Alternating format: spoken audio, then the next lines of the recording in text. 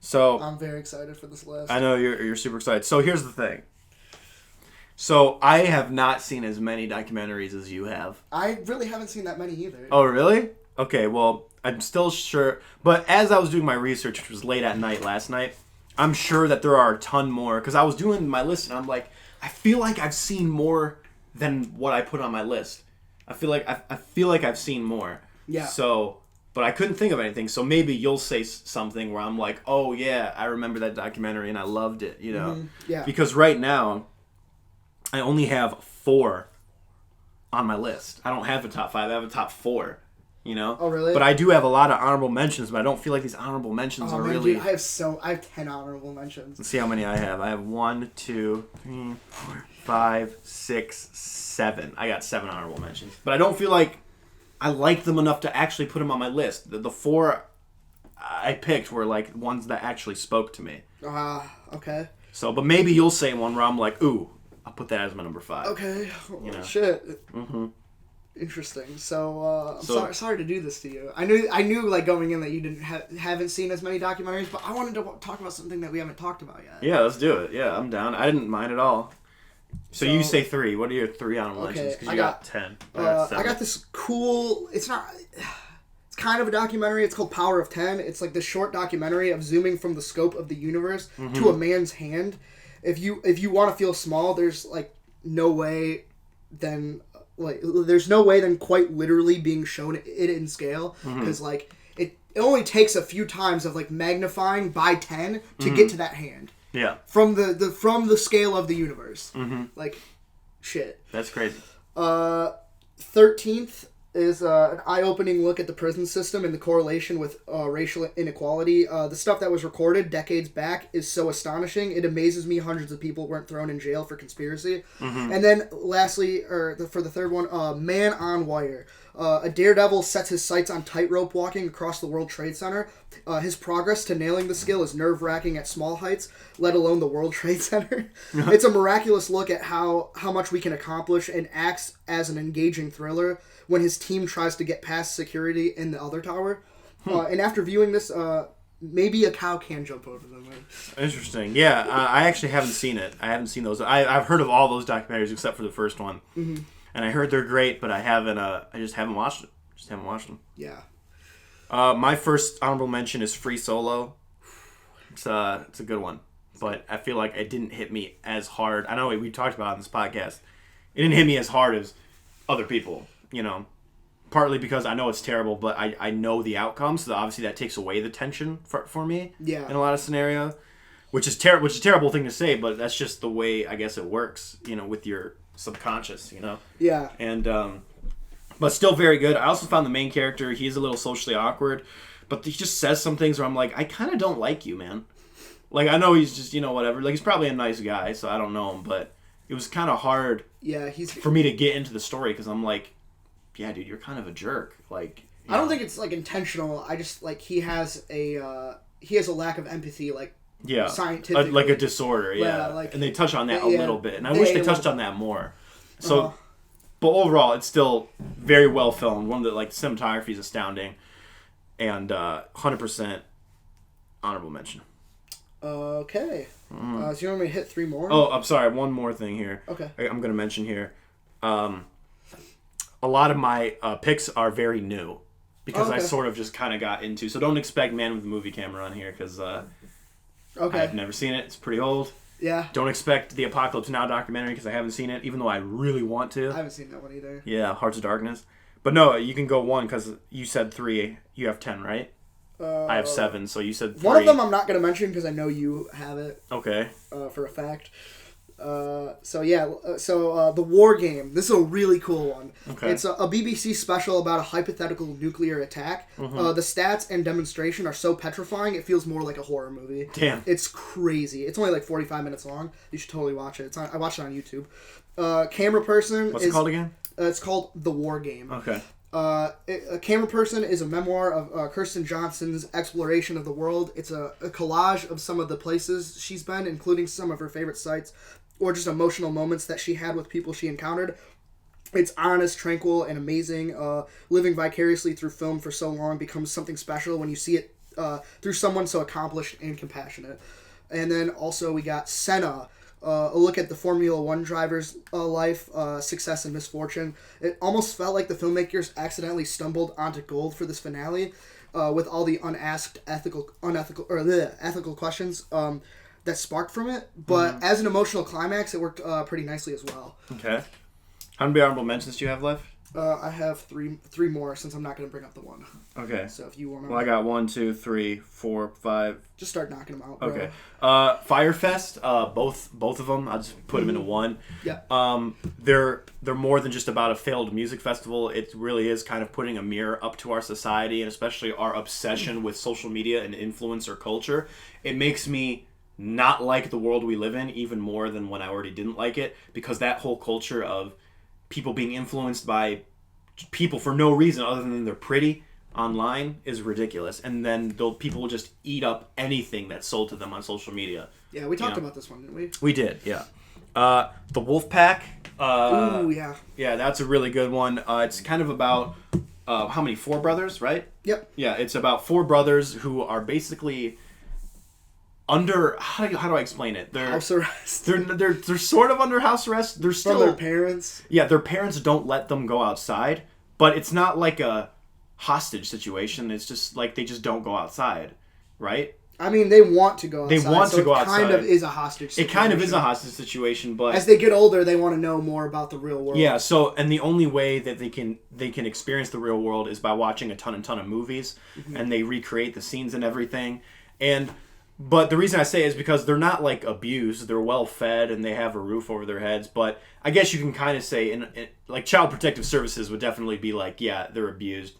Yeah. But, you know, they are allowed friends over and stuff like that. Like, their parents would allow the female director, I forgot her name, Kristen something. She did Skate Kitchen, that movie. She did this documentary, and they would allow her to come over, you know, and just, like, chill with them and all that stuff. Yeah.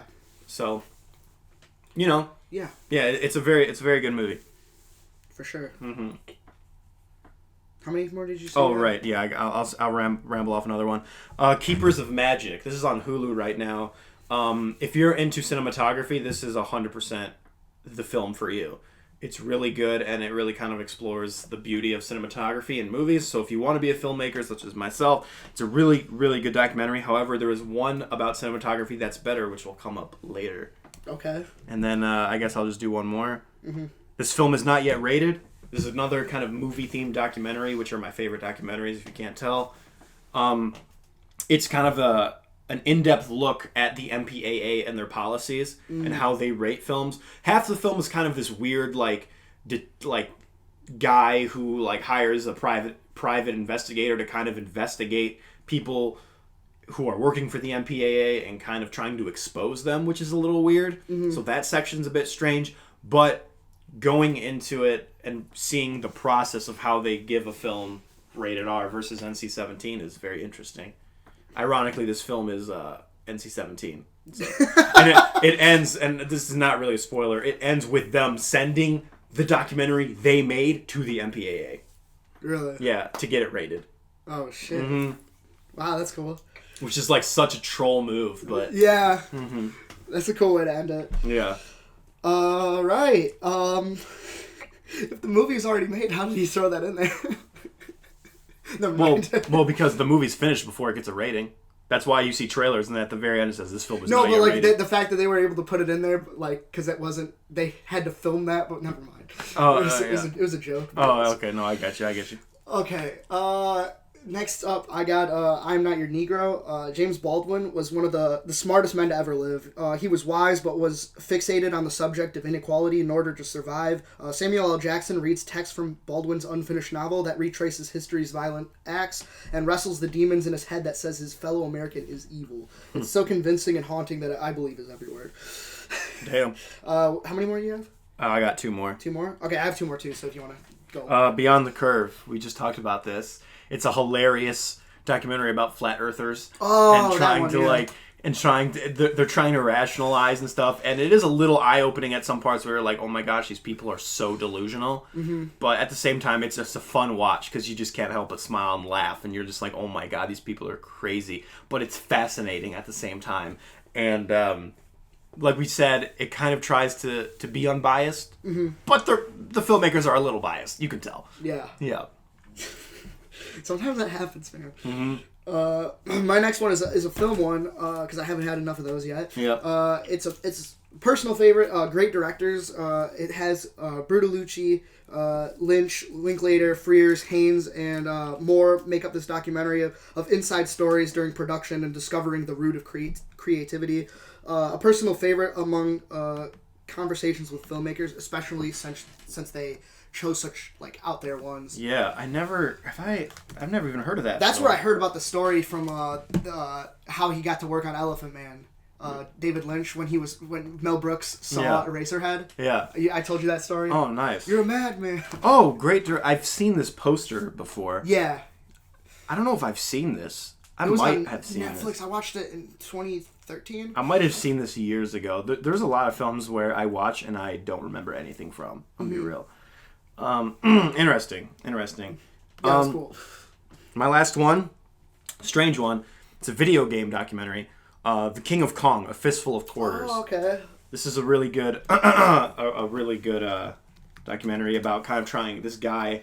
I can't remember his name, so I'm gonna look this up because I want to be respectful here. I wanted to see this one. I never got around to it. Okay, no, not King of Kings. That's a good movie too, but King of Kong. No. I just want to. Okay. Okay, so Steve Wiebe, that's his name. Steve Wiebe is trying to break the record set by Billy Mitchell, who a lot of people know. He's like called the king of video games or whatever. Mm-hmm. And he's held the highest score for Donkey Kong for years.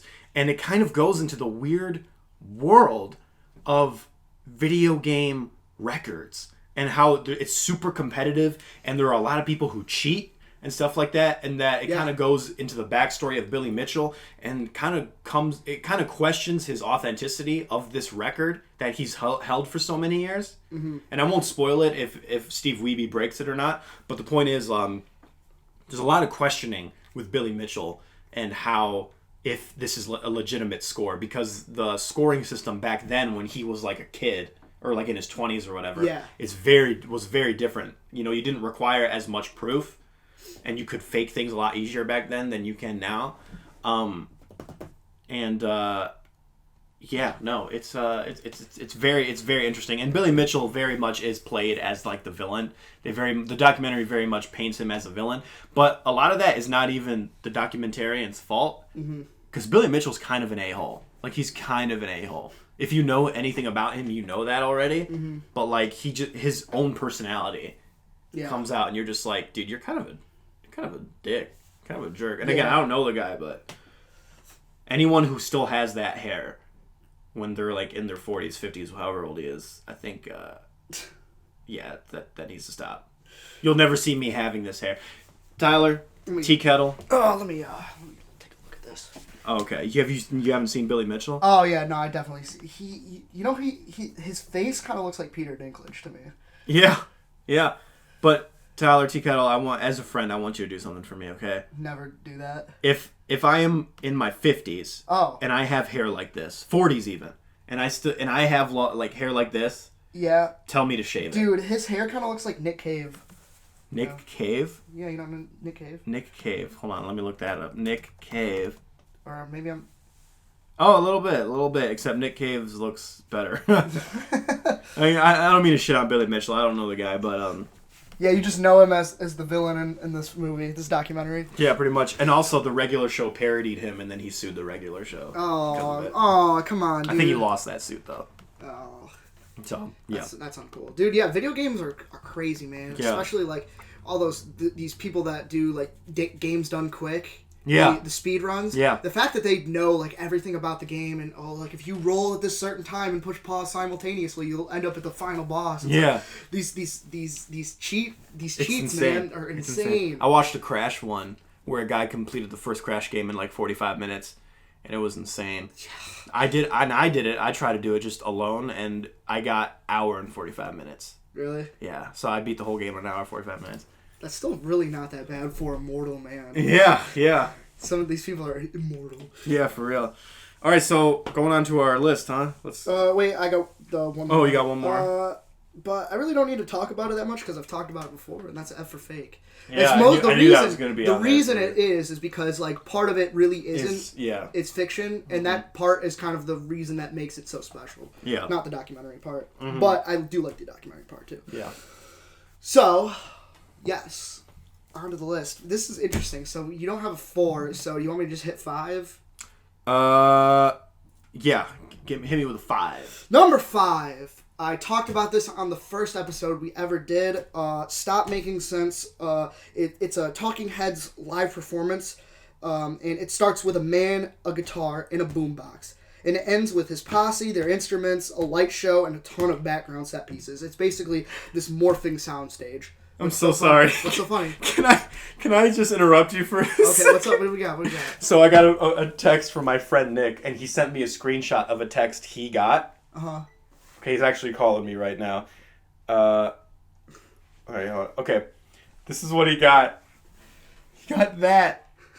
And someone was like, "What's up, handsome? It's me, Jenna, blah, blah, blah. I'm from Detroit. Maybe we can..." And he's like, "Where did you get this number? You have the wrong number." Wait. What did she say? What'd she say?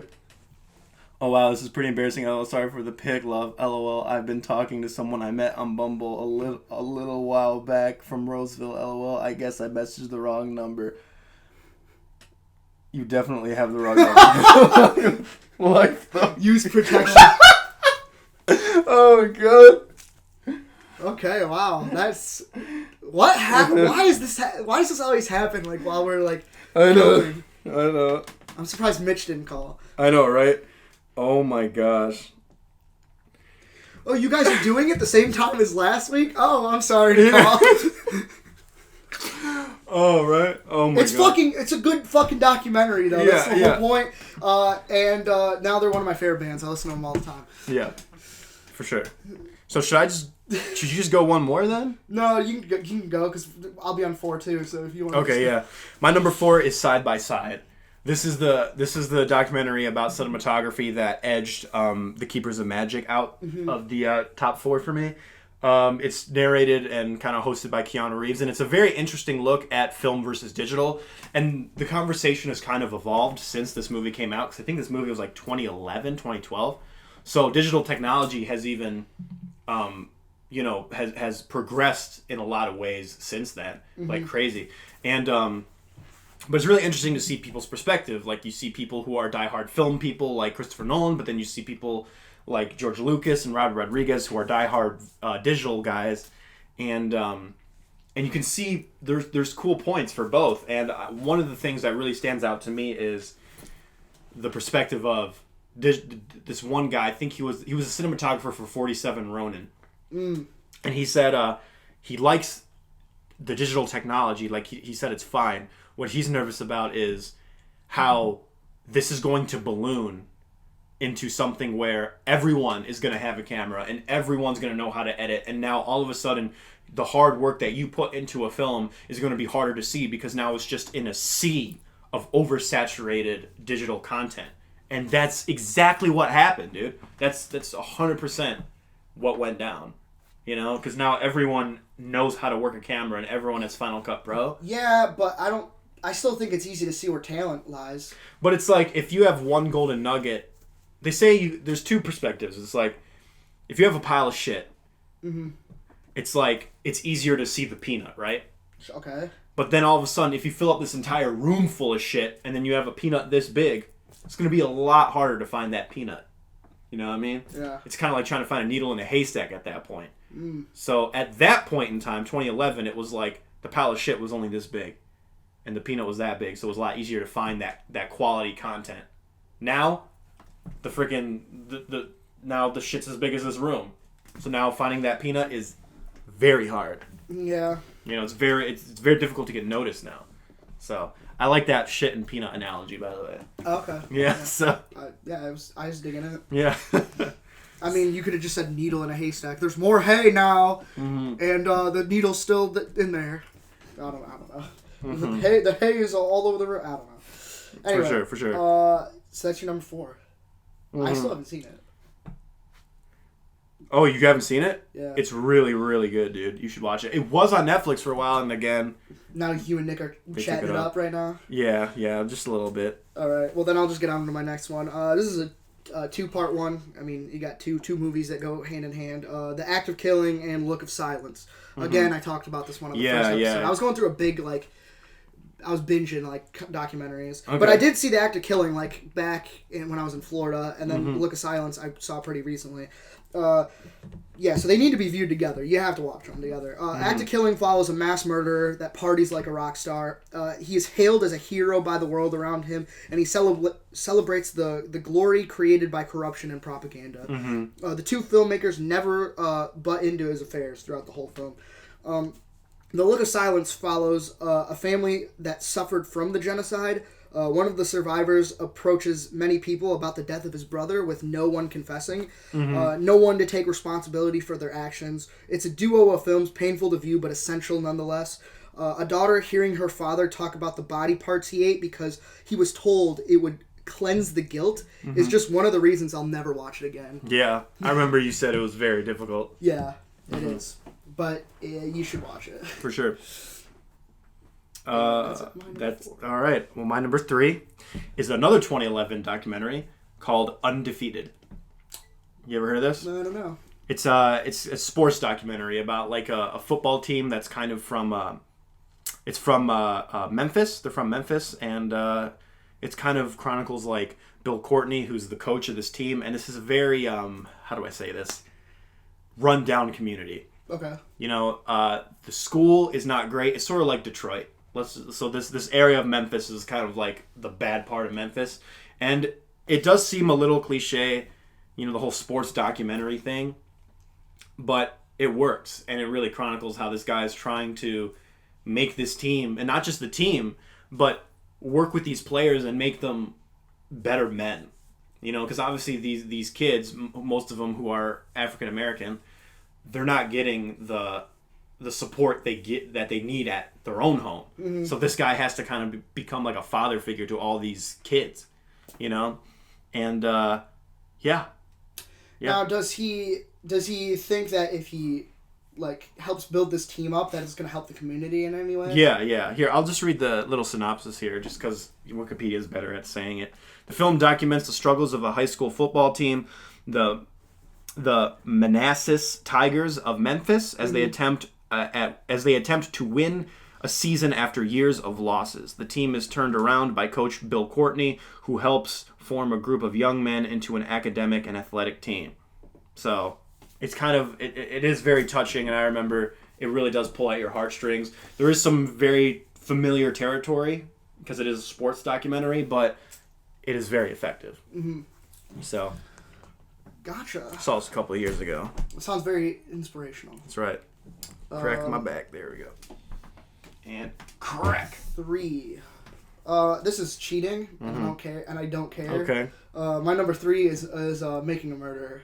Okay, yeah, I didn't put that on there too because it was a show. Yeah, I don't. But care. You want to be that guy? I don't give a fuck. Okay. This docuseries follows Stephen Avery's trial that is still relevant even now. I've never been so furious in a satisfying way. Yep. All the evidence, good and bad, is on the table to examine. It allows you to make a stance. I'm not sure if this was made to get people on his side or if it's to show it unbiasedly, but either way, it's a roller coaster ride that fiction rarely exceeds.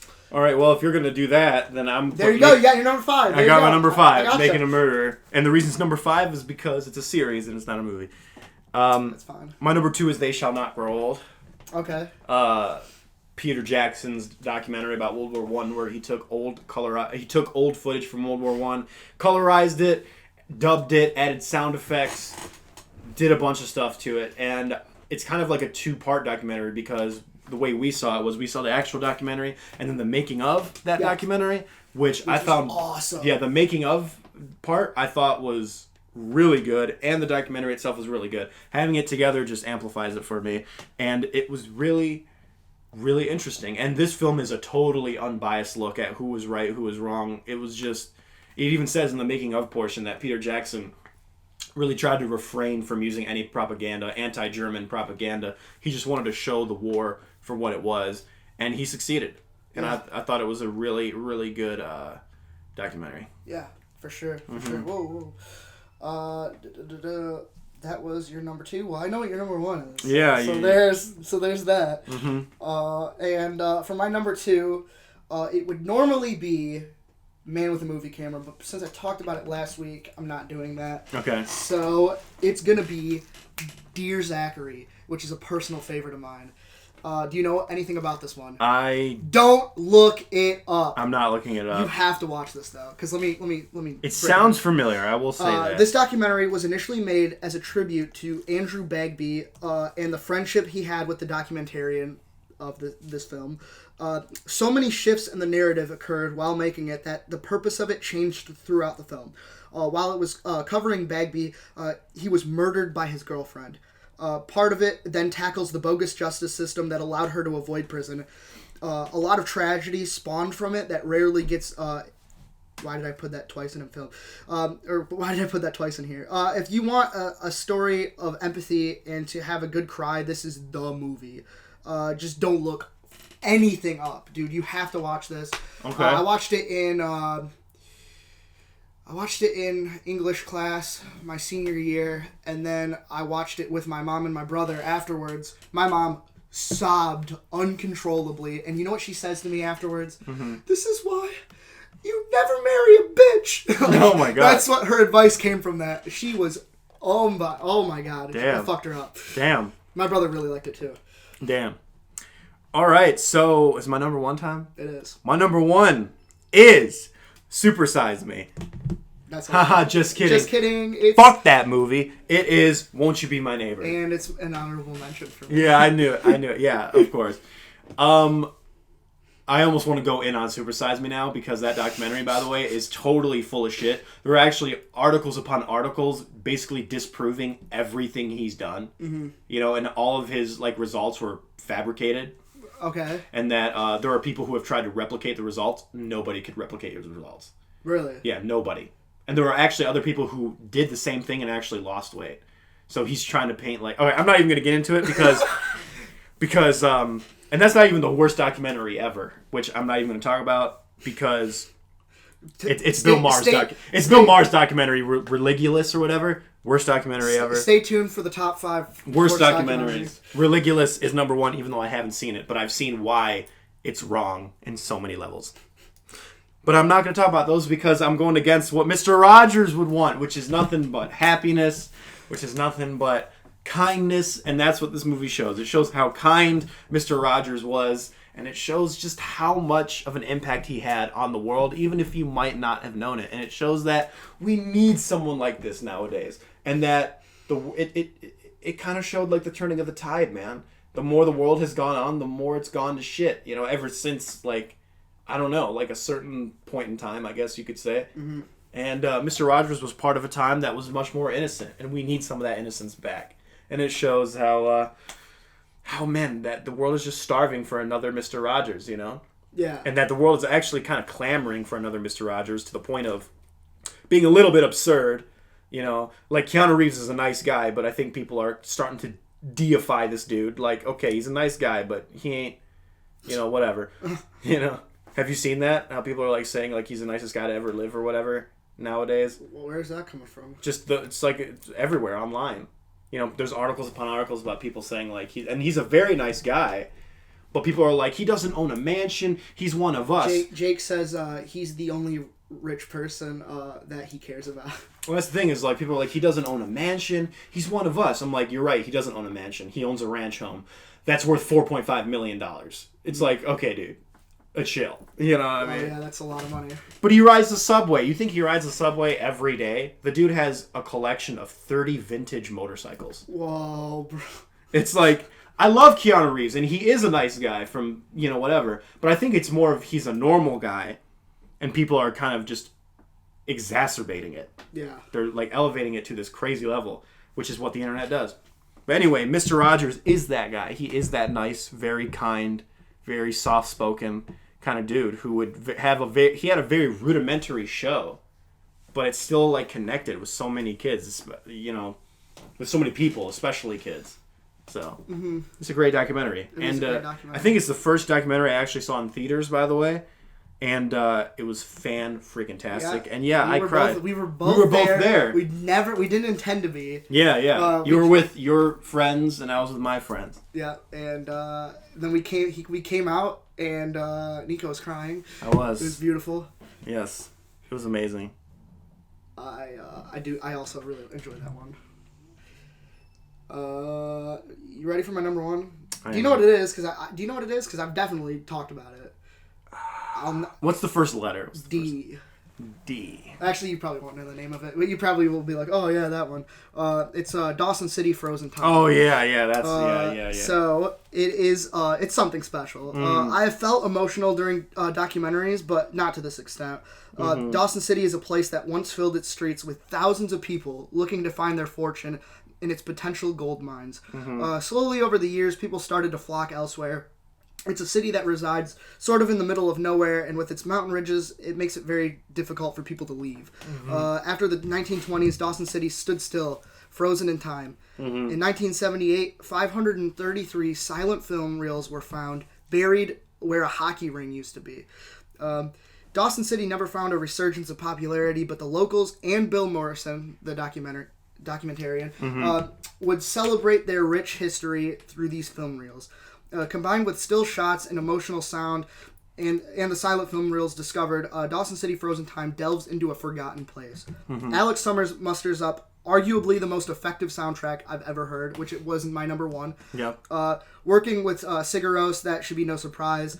This isn't just a simple I felt sad soundtrack. This is a score built upon fragments of ambient sound and intricate strings that awaken a complex array of emotions. An otherworldly sound to retrace time, and a reversal of audio to give a creepiness played over scratchy reels. With the combination of Alex Summers' score and Bill Morrison's construction of components, Dawson City Frozen Time effectively creates an affinity I never had for a place. As Yukon's residents discovered the world through a flickering screen outside their city, I watched them from my screen 100 years later. Connection from one place to another has been conceived through space and time that can never be broken. Watch this fucking movie whenever you can. Damn. I fucking love this movie. It's like become one of my favorite movies, just period. Yeah. I love it. I remember. You tweeted about it. I tweeted about it, and then he was like, "Hey, thanks for the good words. Yeah. Thank you, Bill." So that's the list. Yeah.